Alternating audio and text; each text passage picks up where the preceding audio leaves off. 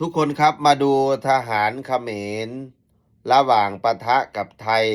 ยกหนึ่งยกสองว่าตุยไปประมาณเท่าไหร่ครับเดี๋ยวไปดูกันนะครับทุกท่าน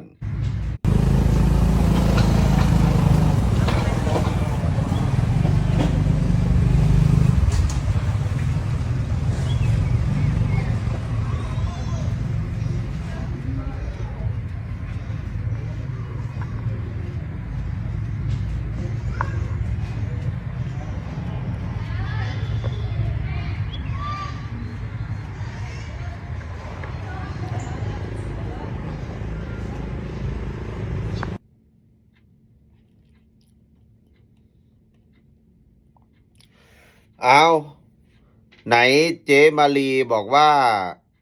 โฆษกเขมรเนี่ยเจ๊มาลีเขาบอกว่ามีแค่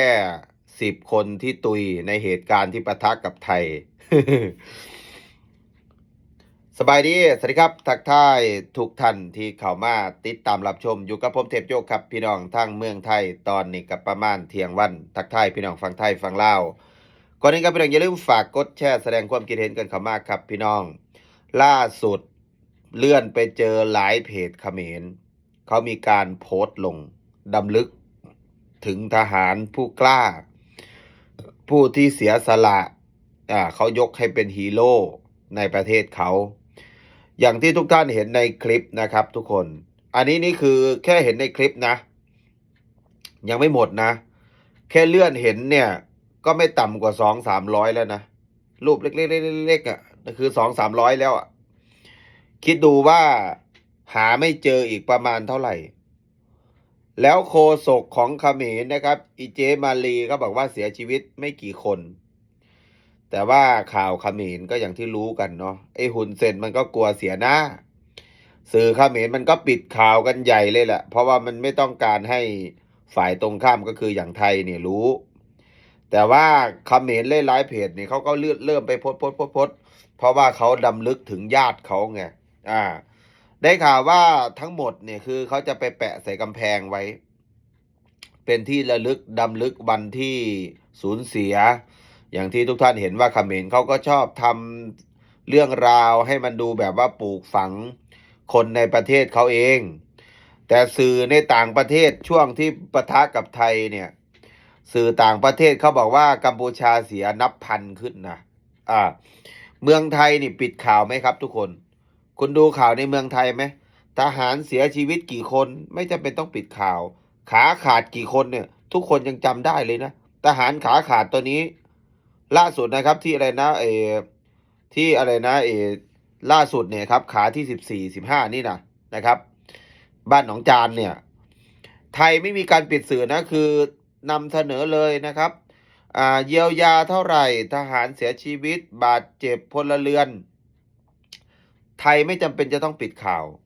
แต่เขมรเนี่ยตัวปิดข่าวสื่อหลักไม่กล้าลงแต่บรรดาพวกไอ้เพจเขมรเล็กๆนี่คือเขาก็ต้องโพสต์เพราะว่าญาติพี่น้องเขาเสียนะครับเขากลัวว่า